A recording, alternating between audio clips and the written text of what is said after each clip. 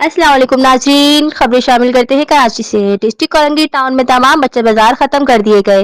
Deputy commissioner Jawad Muzaffar तफसीलात के मुताबिक डिस्ट्रिक्ट कोरंगी प्रेस क्लब के दौरे पर एडीसी सैयद इजाज उन शाह ने डिप्टी कमिश्नर की हिदायत पर डिस्ट्रिक्ट कोरंगी प्रेस क्लब का दौरा किया और डिस्ट्रिक्ट कोरंगी प्रेस क्लब के बानी सदर रुस्तम कादरी, सीनियर नायब सदर इमरान हाशमी, नायब सदर सफदर अराइन, नायब सदर Saifuddin Qadri, general secretary Imran Raza, deputy general security Arif Kamal, deputy security Mohammad Javed Mohammad Arai, information security Asif Shaheen, deputy information security Mohammad Aslam Khan, office security Rizwan Sheikh, office security Farrukh Ahmed Siddiqui और दीगर मेंबरान तारिक अराई, मोहम्मद अरसलान, रबनवाज खान, मुर्तजा अराई, हसन मेयो, अनस मेयो राजपूत, निजामुद्दीन शेख और सहाफियों से गुफ्तगू करते हुए उन्होंने बताया कि ये दौरा मैं डिप्टी कमिश्नर की हिदायत पे कर रहा हूँ।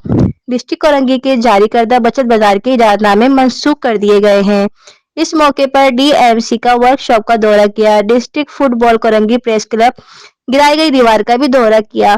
फुटबॉल स्टेडियम की भी दीवार को तोड़ने की कोशिश की गई जिसको नाकाम बनाया।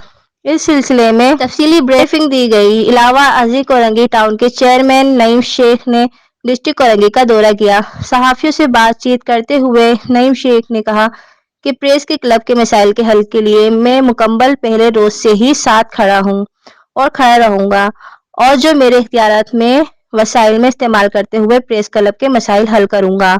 मजीद खबरों के लिए देखते रहिए FPP न्यूज़ कराची।